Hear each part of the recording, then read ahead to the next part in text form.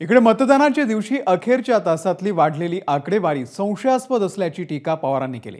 India आघाडीने हा विषय घ्यावा अशी सूचना पवारांनी केलेली आहे। त्याची आकडेवारी जी आलेली आहे शेवटच्या 2 तासाची ती धक्कादायक अशा प्रकारची आहे।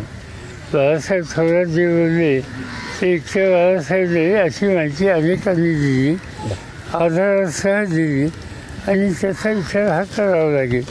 काँग्रेस पक्षाची कार्यकारिणीची बैठक झाली, त्याच्यात या विषयाची काही चर्चा झाली आणि एकत्रित बसून हे जे इंडिया आघाडी हे जे संघटन तयार केलेलं होतं त्यांनी हा विषय घ्यावा अशी चर्चा आहे।